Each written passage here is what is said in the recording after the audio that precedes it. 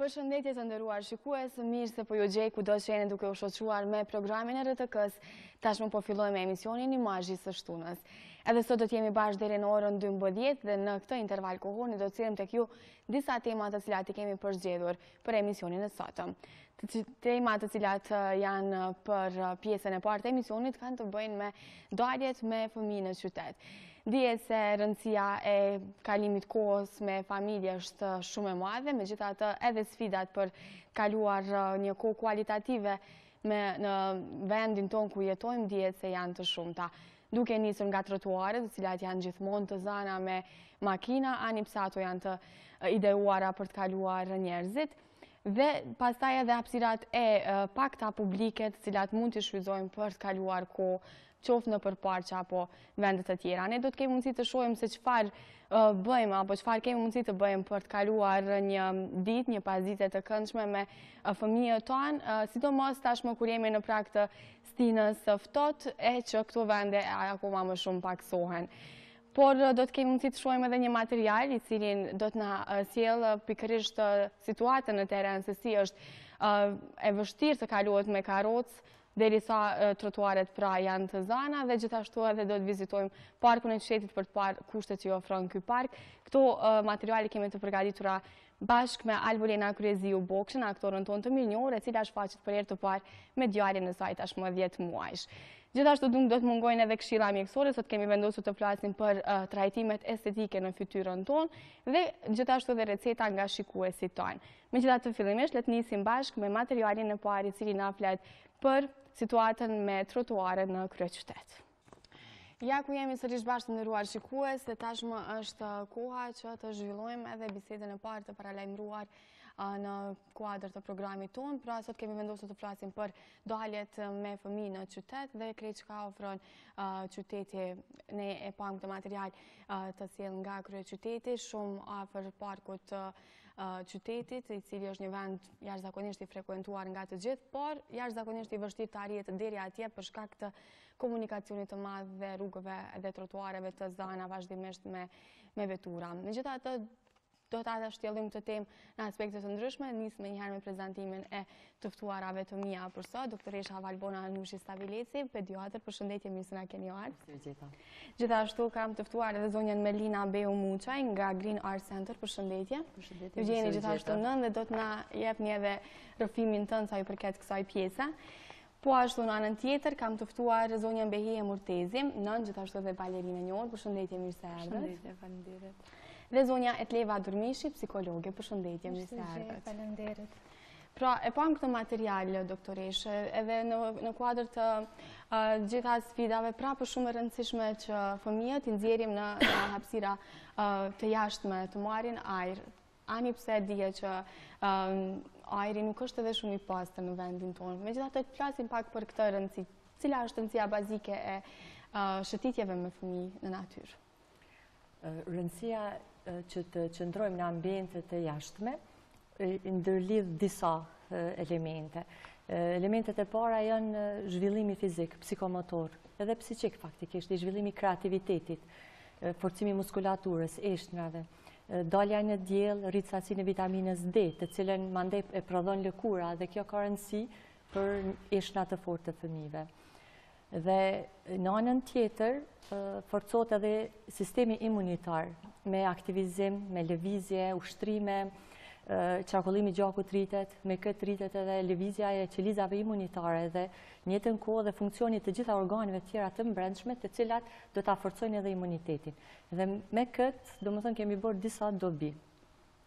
Se sa qëndrojmë jashtë dhe me hapësirat e jashtme, sikur që thatë, me ndotjen edhe me shqetësimet të tjera të cilat e përcjellin ambientin e jashtëm, edhe për ato ka shumë hulumtime, sidomos për ambientin e jashtëm dhe ndotjen ka shumë hulumtime. Për tyre, mirë po, janë bërë hulumtime edhe për ndotjen brenda ambienteve. E që kjo është shumë e rëndësishme, një punim i bërë në vitin 2015, që ka qenë shumë i rëndësishëm, është krahasimi i grimcave të dëmshme, mikrobeve, virusve, bakterieve, këpurdhave që janë në hapësirat të brendshme dhe në hapësirat të jashtme. Dhe pikrisht kjo ka bërë që i ka bërë disa krahasime. Dhe është vërtetu se në qoftë se marrim parasysh një hapësirë të vogël dhe ambientet të brendshëm dhe krahasu me ambientin e jashtëm, mikrobet janë më shumë në ambientin e jashtëm. Edhe frika e prindërve mund të themi nëse vi që lexojnë këtë ka me qenë jashtë është shumë rrezik.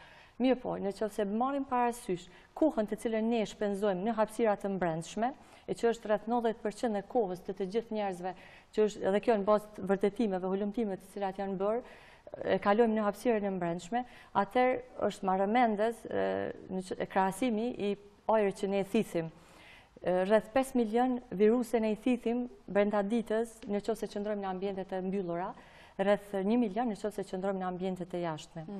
Në qoftë se bakterje, njëjtë është 5 milion i thithim brenda në ambientet e mbyllura, rreth 900.000 në qoftë se qëndrojmë në ambientet e jashtme. Sepse bakteriet në hapësirat të mbyllura edhe më tepër kanë tendencë të zhvillohen dhe të rriten. Ndërsa këpurdhat në ambientet e jashtme shumë pak i gjejmë gati fare në ajrin të cilën e thithim, ndërsa e gjejmë shumë në hapësirat e mbyllura, në ambientet e mbyllura. Në qoftë se marrim parasysh mandej kushte tjera se në hapësirat të mbyllura kemi higjienën jo adekuate, ventilimet jo adekuate. Nuk besoj që ka një shtëpi që ka mendu të bëj ventilim adekuat të hapësirës së vetë, dhe në shtëpi tona që ne vetë i planifikojmë, i bëjmë për veti, që dëshojmë më të mirën për veti, nuk i bëjmë ato ventilimet adekuate të cilat kanë mi pengu depërtimin e ajrit të damshëm dhe pastrimin edhe të ajrit të brendshëm. Më thonë janë këto disa fenomene të cilat duhet t'i kemi parasysh. E nëse mendojmë për kohën që shpenzojmë, edhe këto është një hulumtim shumë interesant i cili është bërë, thotë fëmijët e kalojnë kohën rreth 5 minuta në ambient të jashtëm, do më thonë ajo 5 minuta është sa hyp prej shtëpisë në kerr që ajo kohë edhe që del në ambient të mbyllur, kthehet në shtëpi në ambient të mbyllur, eventualisht deri në 3-4 orë që mund me qëndru jashtë. Maksimumi. Ndërkohë, Meglina, fillimisht në raportin me fëmijët e tuaj, keni dy fëmija, apo jo, një vajzë dhe një djalë. Tregon sa i ke kushtu rëndësi dhe sa i kushton rëndësi kësaj pjese, do të aktiviteteve jashtë.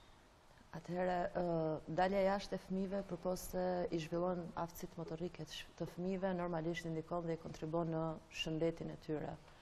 Të drejtën, rritja e tyre ka qenë një rritje e thjeshtë, ata kanë dalë bashkarisht me mua jashtë, janë sjellur si unë që në veçlinë e hershme. Normalisht edhe këshillat e doktorëve, mjekëve në këtë lërmi i ka marrë për rëndësinë e të nxjerrurit fëmijës kur është ndoshta edhe 1 muaj jashtë. Ata kanë lindur në etapa ndryshme që ndoshta njëri fëmijë ka lindur bashkë në dimër dhe ka dalë në të ftoftin e madh dhe kjo ka ndikuar në rritjen e imunitetit tyre. Mundohemi në përditësinë, në përditshmërinë tonë t'i nxjerrim, qoftë në hapësirat e gërmisë, qoftë në hapësirat e tokbacës, ku fatkeqësisht në Prishtinë kemi dhe pak hapësira ku t'i nxjerrim fëmijët, po të paktën atë mundësi dhe atë kohë që ata kanë nevojë ta zhvillojnë hapësirat jashtme, ne t'i japim kontributin tonë për t'i nxjerrë dhe për t'i lënë në hapësira të gjelbërta ku indikon në zhvillimin e tyre. Normalisht ne punojmë, jemi nëna gjitha që punojmë dhe kemi nevojë që ndoshta t'i kushtojmë më shumë kohë mirëmbajtjes edhe nxjerrjes edhe më shumë ndoshta të fëmijëve jashtë. Po për aq sa mundohemi, për aq kohë sa kemi, mundohemi t'ja kalojmë dhe ta zhvillojmë jashtë aktivitetin ditor tyre. E keni rutinë ditore apo ditore jo, për arsye se dita është e shkurtër, puna është e madhe. Por kryesisht në fundjavë është koha e caktuar që ne dalim, ndërsa ditore mundohemi paktën në oborret tona të shtëpive, t'i ofrojmë kushtet, të dalin, mundohemi një herë në javë ose 2 herë në javë, sa kemi mundësi që të përcjellim në hapësira rekreative. Po për Behian, si është ky raporti me daljet jashtë? Edhe Gjova, kur tha në hapësirat e oborrit, dikush nuk është që i ka mundësit jeton me një banesë dhe është shumë e vështirë kjo pjesë, për shkak se ti po duhesh ekstra kohë me u përgatit për me dalë deri në park, ndoshta edhe parki nuk e ki shumë afër, që është dihet që në Prishtinë ka shumë pak parqe. Edhe kjo e bën edhe shumë atë vështirë, domethënë vjen prej punës edhe duhesh ekstra mu bë gati me shku deri në park. Është e pamundur para banesës, se ka shumë vetura dhe është një ndotje shumë e madhe. Kjo na zvoglon mundësinë për me dalë në park, edhe normal na si prind jemi shumë keq, se shohim që fëmija ka shumë nevojë me dalë. Shkojnë ndoshta 2-3 ditë që djali jam rrim vetëm mrena dhe s'ka mundësi me dalë. Kjo më bën më një shumë keq, po këto janë kushtet, s'kemi që me bo. Do më thoni, vetëm mbetet vikendi që mundemi me dalë, pak marrë këtu edhe me marrë ajër të pastër. Ku dini më shpesh?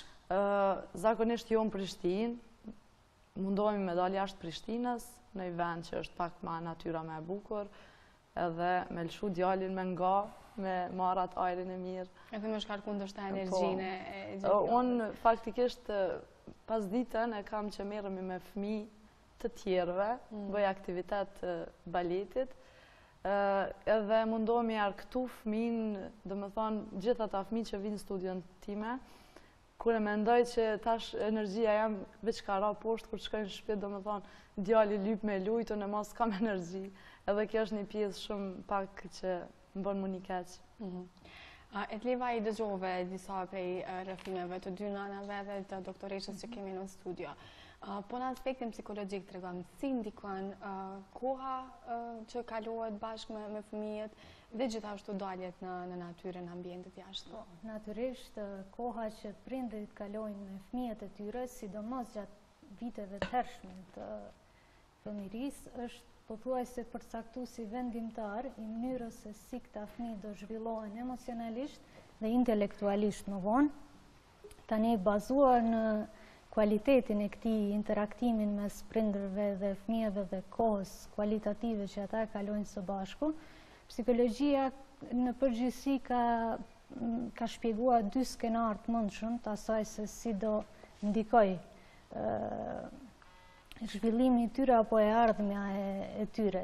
Në grupin e parë, për shembull, janë ata fëmijë cilët nëse kanë kaluar më shumë kohë kualitative me prindrit e tyre, ata do jenë të prirur që të kenë më shumë vetbesim, të jenë më të hapur, të jenë më interaktiv, të kenë një kurreshtje më të shtuar për të njohur botën, për të njohur njerëzit e tjerë, ndërsa dhe janë shumë të vendosur që të realizojnë potencialet e tyre dhe të përmbushin ambicjet e tyre në përgjithësi. Ndërsa në anën tjetër kemi një grup fëmijësh, cilët në rast se nuk kanë kaluar më shumë kohë me prindrit e tyre apo nuk kanë dalë shumë, ata do jenë të prirur që të krijojnë një qasje më të kufizuar mbi botën, mbi veten, dhe që është më e rëndësishme, ata do jenë të prirur që të sillen në rreth të njëjtë procesimit atyre ndjenjave dhe emocioneve, cilat kanë mbetë shtypura do të thotë që nga fëmiria e hershme, dhe kjo do e pengoj në masë realizimin e plot të potencialit të tyre. Prandaj mendoj që koha që prindrit e kalojnë me fëmijët është shumë e rëndësishme, do thotë kjo varet nga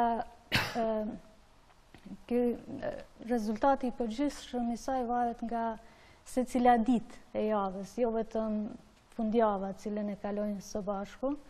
Mirë po ashtu mendoj që është shumë e rëndësishme që fëmijët kudo që t'jenë, edhe jashtë apo edhe brenda, të kalojnë kohë me të dy prindrit, sepse prindrit përbëjnë atë ndjesinë e tërësisë tek fëmijët, dhe fëmijët janë gjithmonë në kërkim të kësaj ndjesie, dhe si baba e si nëna kanë tipare dhe kualitete cilat duhet të prezantohen para fëmijëve të tyre. Kështu që po ashtu, mendoj që po aq sa është e rëndësishme për zhvillimin e fëmijëve që të kalojnë kohë së bashku, është po aq e rëndësishme edhe për prindrit, sepse edhe ata përkundër moshës si kanë, janë ende në zhvillim të vazhdueshëm. Dhe kjo ana pozitive e kësaj është që fëmijët arrin me sjell një energji më të lehtë, më produktive që e lehtëson me një formë dinamikën e tyre, dhe sa në anën tjetër, në rast se prindrit nuk janë shumë të përgatitur, sërish janë fëmijët që mund t'i nxisin lehtësisht shfaqjen e atyre tipareve ose elementeve me të cilat prindrit nuk kanë punuar. Mirë po sërish koha që kalojnë bashkë mund të ndihmojnë në balancimin emocional dhe intelektual të të dy palëve. Që do thotë përfitojnë të dyja palët.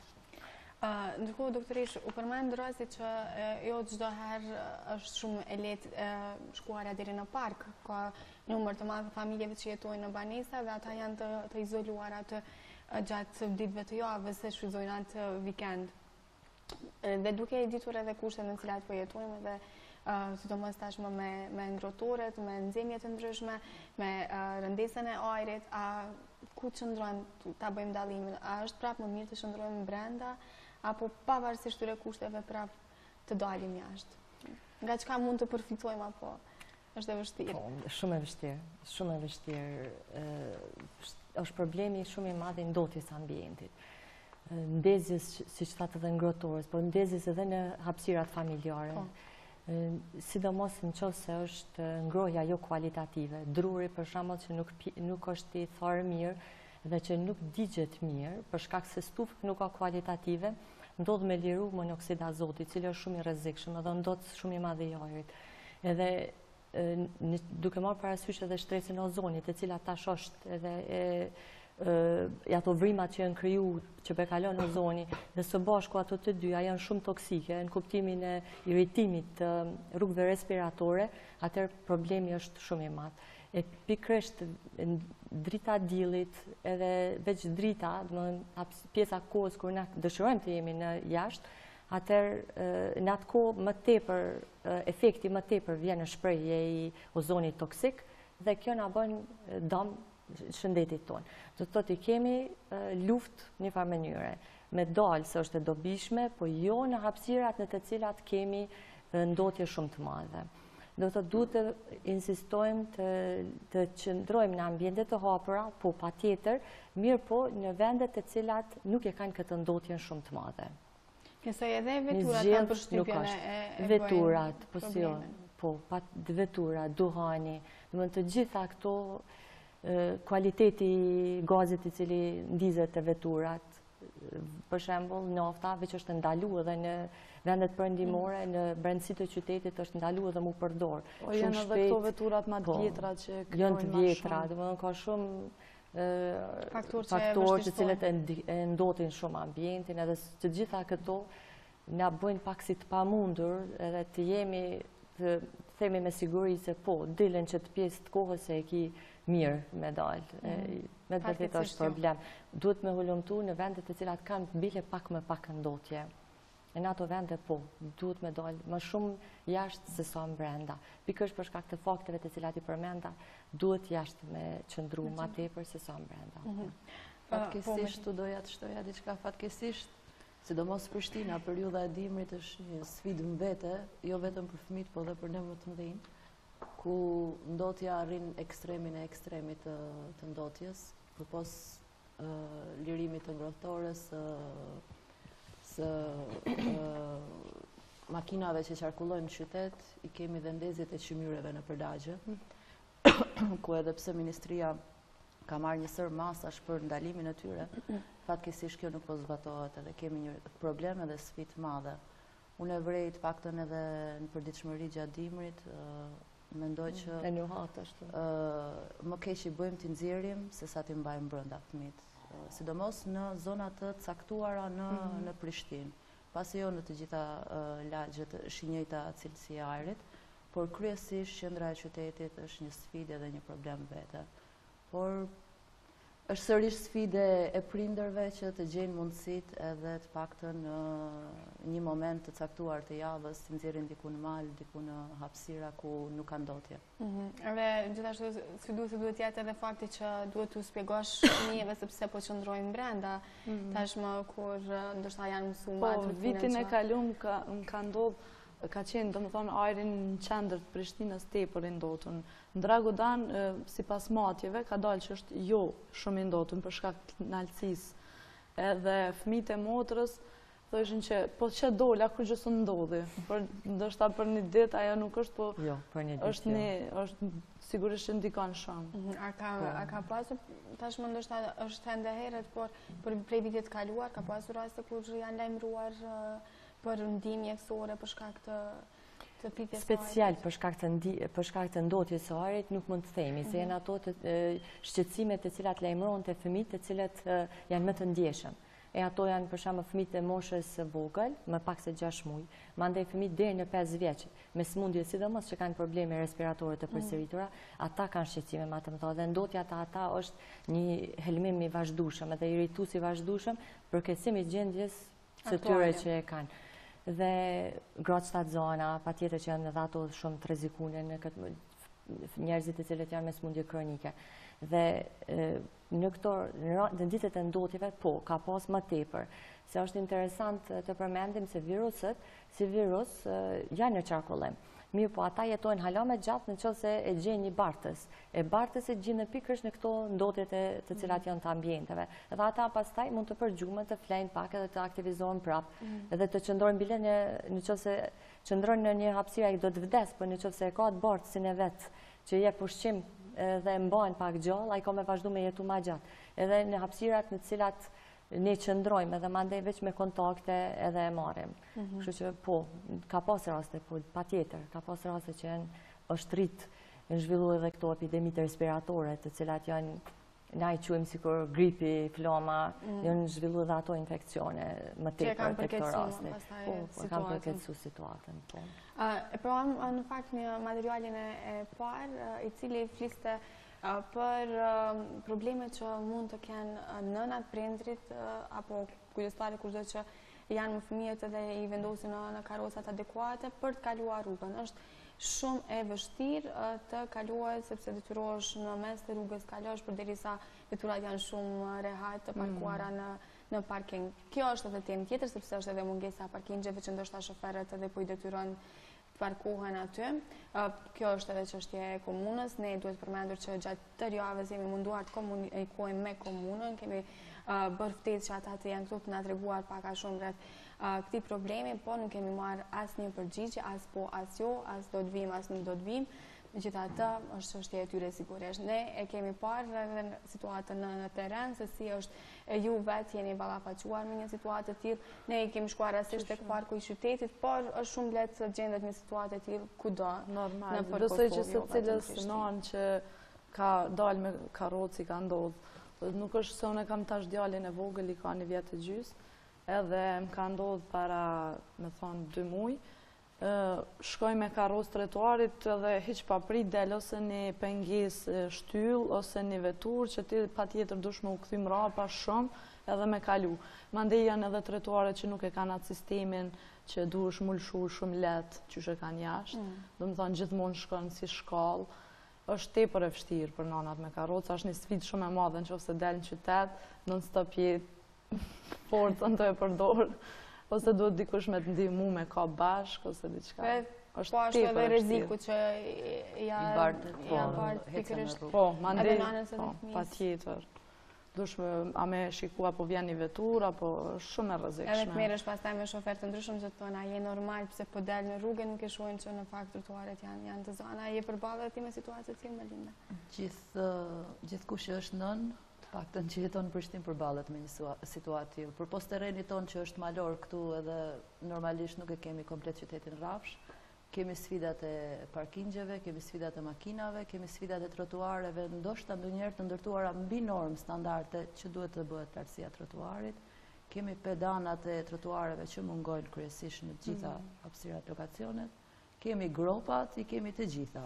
Kështu që duke i pasur të gjitha, kemi sfida, por mendoj që një plan i mirëfillt të paktën komunën e Prishtinës edhe çdo plan normalisht duhet të ketë planin e sigurimit të qytetarëve që shërbehen me atë planifikim, qoftë urban, qoftë plan transportit ose çdo lloj plan të mundshëm, është nevojë emergjente për qytetarët e Prishtinës, jo vetëm për nënat, por është edhe për fëmijët tanë. Nuk e di, unë besoj që është sfidë për gjithë secilin ta lejë edhe fëmijën vetë në rrugë. Është ndoshta edhe sfidë për grupave nëpër rrugë. Sfidë që s'kan trotuare ku të ecin. Mos flasim tani nëse fëmia dëshiron të marrë një përvojë për të shëtitur me bicikletë, që ajo është irreale në situatën tonë në Prishtinë, kështu që mendoj që ka shumë nevojë institucionet lokale të punojnë këtë drejtim, pasi është një drejtim edhe është një nevojë emergjente për të rritur kënaqësmërinë e të jetuarit në vendin tonë. Ne nuk na interesojnë ndoshta shumë gjëra tjera, por na interesojnë kushtet më të mira, qoftë për një lëvizshmëri të sigurt edhe të qetë, hapësira më të mëdha rekreative, me lodra, jo të prishura, më ka ndodhur të paktën përvojën time, që më është vrarë vetë fëmija në park lodrave, janë çështje të sigurisë të cilat na interesojnë për të bërë një jetë më normale. Dhe janë kërkesa bazike këtu. Patjetër. Janë mëse të nevojshme.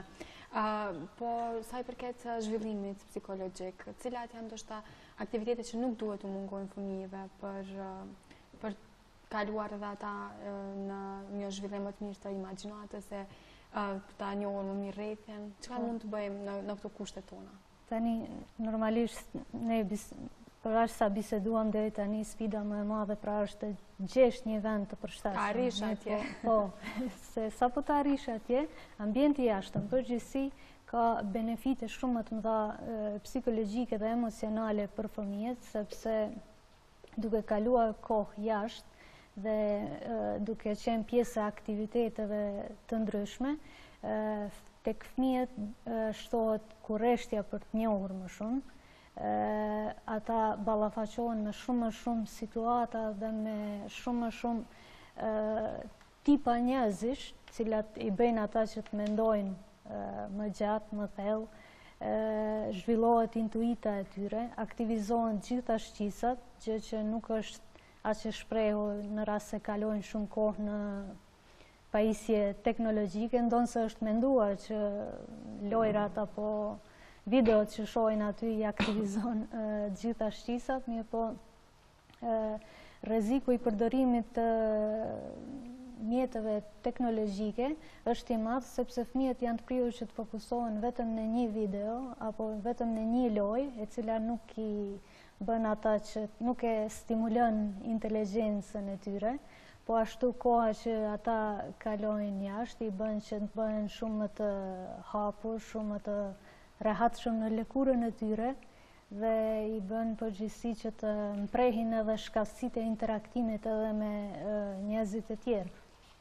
Është shumë e rëndësishme që fëmijët të angazhohen në aktivitete të ndryshme. Do të sikurse tek lojrat nuk është e preferueshme që të fokusohen vetëm në një aktivitet të caktuar për një kohë shumë gjatë, sepse ata janë në formim të vazhdueshëm edhe ka nevojë që të kalojnë për aktivitete dhe preferenca të ndryshme në mënyrë që ata të njohin veten edhe të definojnë qartë atë çfarë ju pëlqen të bëjnë. Po ashtu preferohet që prindrit të jenë të vëmendshëm ndaj asaj se çka duan fëmijët e tyre ose çka i zhvillon talentet e tyre, mirë po krahas saj është me rëndësi që të angazhohen edhe në të kundërtën e tyre, që do të thotë më saktësisht preferohet që të angazhohen të dy pjesë të trurit, që do të thotë nëse janë të mirë për shembull në aktivitete që kërkojnë më shumë shkasi matematikore për shembull,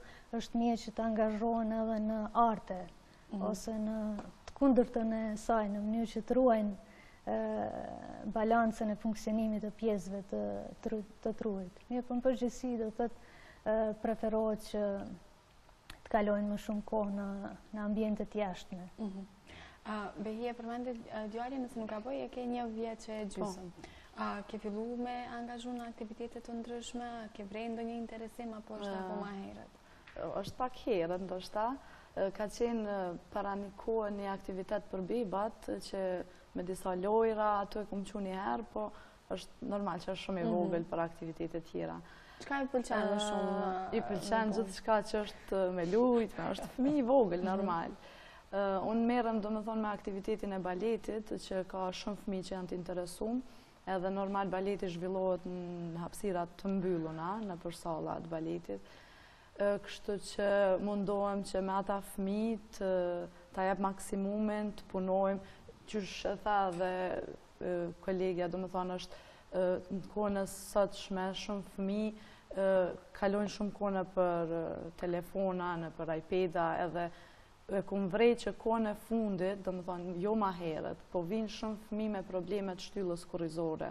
Ka shumë probleme me qafën, ose hecin pak ma ndryshe. Jo, se unë e kam studjen tash 10 vite, edhe ma herët nuk është që kumë pas kaq shumë raste. Ka raste ndoshta edhe pediatri për shputat e kamës që i preferon me ardhë me ushtru për shkak se ushtrimet në balet janë shumë me shputa, do më thonë edhe indihmon për zhvillimin e trupit. Për këtë arsye, po ma heret e kom organizu një orë baletit, kom pas dëshirë me bon në park, po nuk ka qenë shumë funksionale, po dëshira ime ishte që fëmijët të ushtru me marë pak ajrë dhe normal. Po nuk është që është funksionale shumë për shkak të profesionit se zhvillohet në ambientet mbylluna. E kërkan më shumë Po, sallën. është profesioni asaj lloji që ushtrimet janë që duhet patjetër me kanë sallë. E mbyllur, sigurisht. Kisha thonë që kisha ashtu se ushtrimet janë dobishme.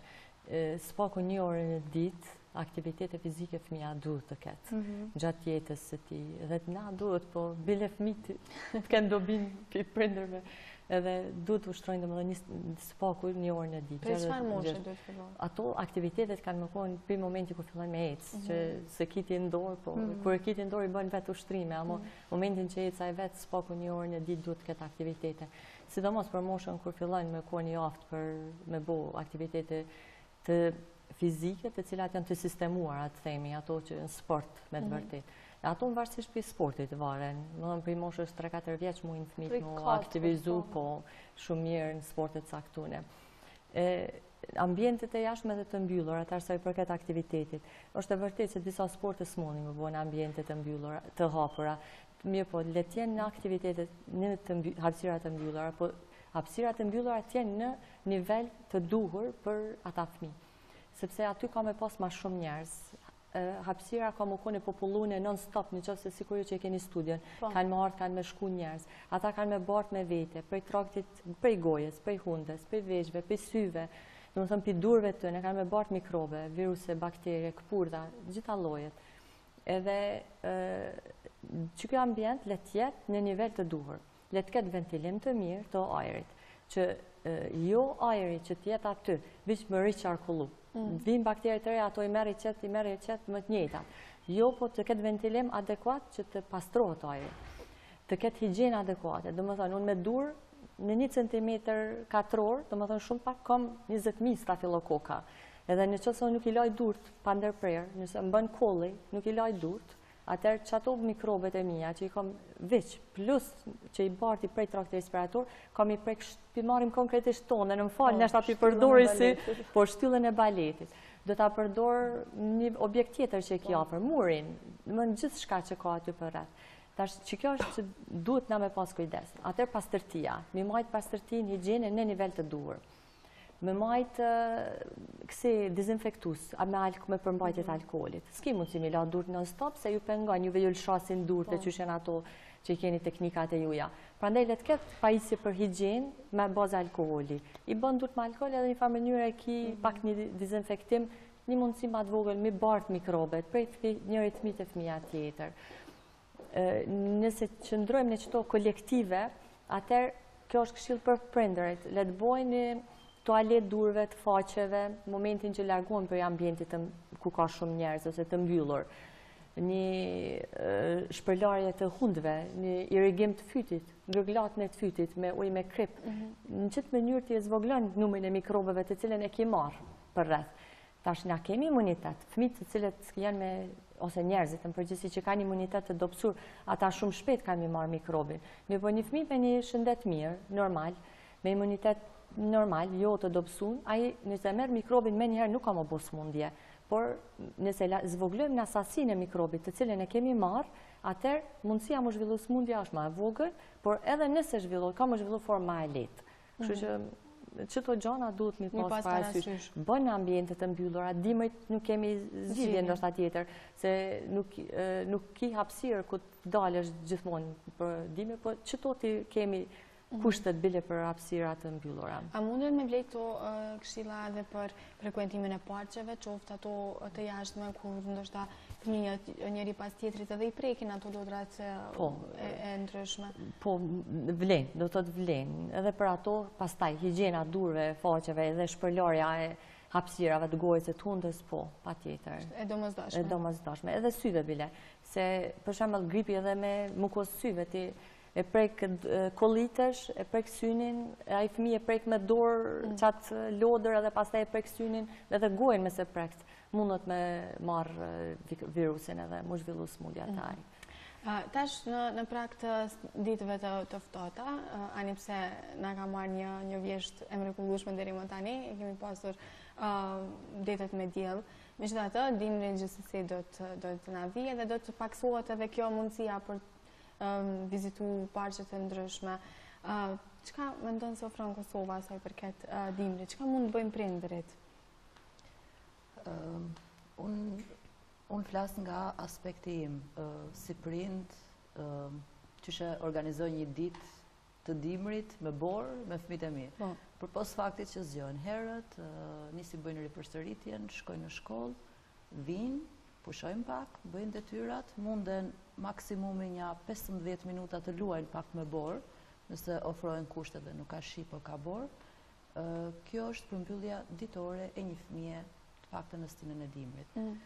Deri voni kam dërguar në not, janë marrë të paktën me sportin e notit, tani e kemi ndërprerë dhe gjatë dimrit duhet ta ndërprejmë pasi edhe pishinat në Kosovë nuk ofrojnë kushte për ta zhvilluar atë sport, jo smuren më shpesh fëmijët, domethënë është ajo dalja nga pishina për jashta, kështu që dhe atë duhet ta ndërprejmë, kështu që kryesisht dita përfundon shkollë, shtëpi edhe ndonjë kurs që e vijon fëmiu. Tani fundjava është normalisht nxjerrja në përhapësira në për zona më malore, ku ofrohet rekreacioni i borës, i skiimit dhe çka mund të ofrojë tjetër. Domethënë kjo është periudha e dimrit. Fatmirësisht dita është e shkurtër në dimër, kështu që përfundon shpejt dhe nuk e kemi shumë atë sfidën si do ta angazhojmë fëmin.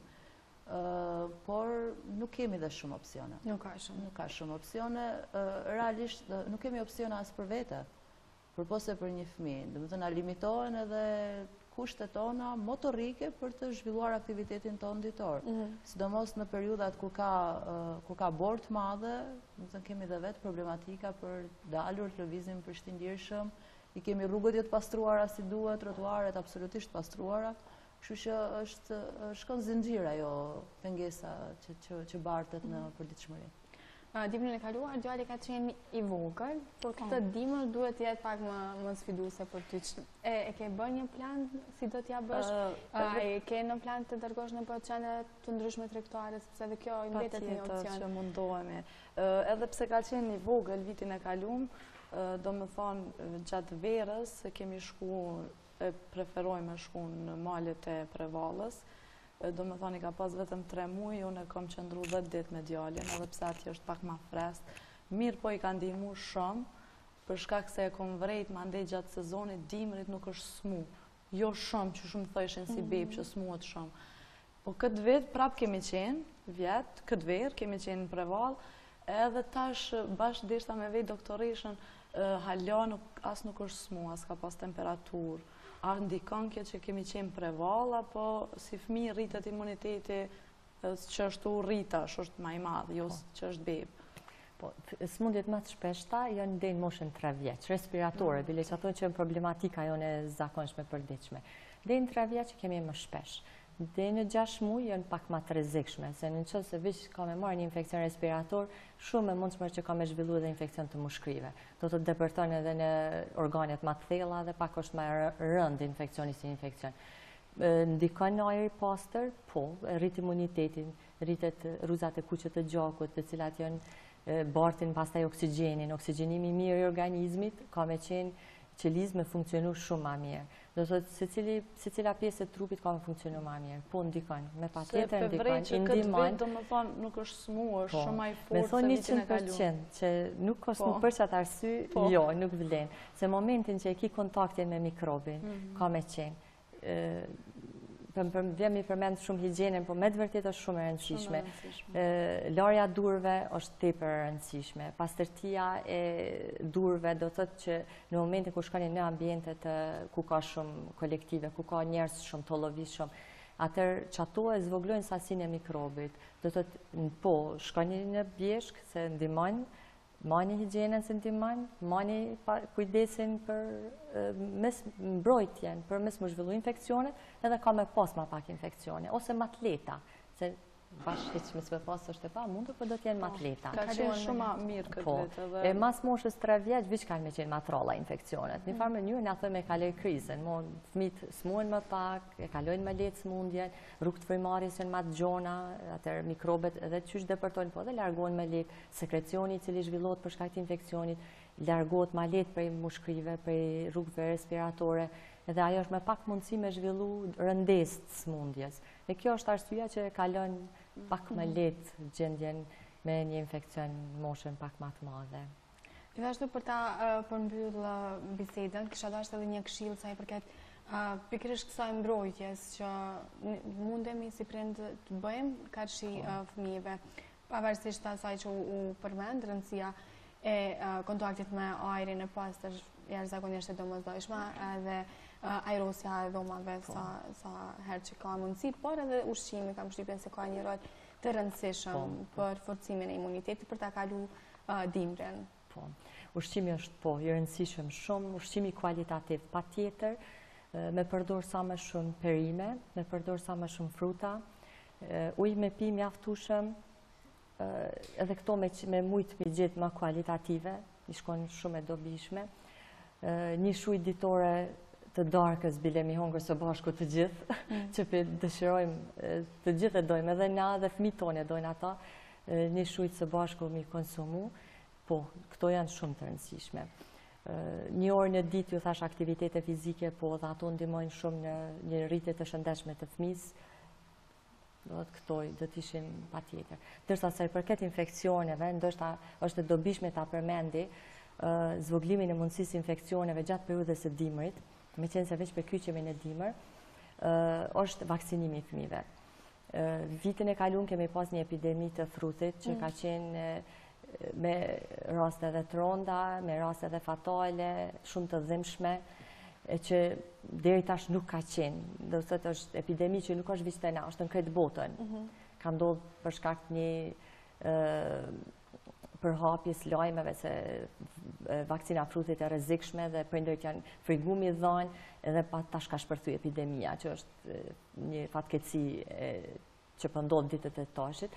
Prandaj t'i vaksinojmë fëmijët që mos na përkeçohet, mos këtë smundje ta eradikojmë prapë, sikur që ka qenë përpara, e zhdukur. Tjetra është vaksinimi kundër gripit. Në bazë rekomandimeve të shoqatës amerikane pediatrike, është e dëshueshme të bëhet vaksinimi kundër gripit. Prej moshës 6 muaj fëmijët kanë mundësi me vaksinu, pa rrezik, pa efekte anësore, por me incidencë shumë të vogël të infeksioneve të ai fëmijë pastaj, ose edhe nëse s'mund, ka mos në një formë të lehtë të gripit. Prandaj edhe kjo kish me qenë një këshill që kisha rekomandu, sidomos tek rastet e fëmijëve të cilët kanë infeksione të përsëritura respiratore, të cilët frekuentojnë kopshtet, aty është shumë më e mundshme kontakti me fëmijë të smurë të tjerë, dhe fëmijë të cilët kanë smundje kronike, çfarë do të qoftë smundje kronike, edhe ato duhet të vaksinohen, me qenë se janë të rrezikuara që të fitojnë infeksionin e gripit, i cili do të jetë të ata më i rëndë. Atëherë me sugjerimin për mos shmangur vaksinat, do ta doja ta përmbylla këtë pjesën e parë të emisionit. Unë ju falenderoj shumë për kontributin që gjetët në këtë ditë të vikendi shumë të ngarkuar, kam përshtypjen me aktivitete që e ndahet një pjesë për të ardhur në emisionin tonë. Faleminderit edhe një herë. Faleminderit. Kemi përfunduar kështu me pjesën e parë të emisionit dhe tashmë të nderuar shikues, është koha të shohim një tjetër material përsëri realizuar me aktorën tonë Lena Kryeziu, e cila pra na ka treguar një rutinë të saj të shëtitjeve me djalin. Në herën e parë e pam vështirësitë për të arritur në parkun e qytetit për shkak të ngarkesës në rrugët e kryeqytetit, por kur arrin atje është një tjetër atmosferë, janë të tjera kushte, është një tjetër disponim qoftë për nënën ashtu edhe për fëmijët. Shohim bashkë një aktivitet të Lenës në park të qytetit me djalin e saj.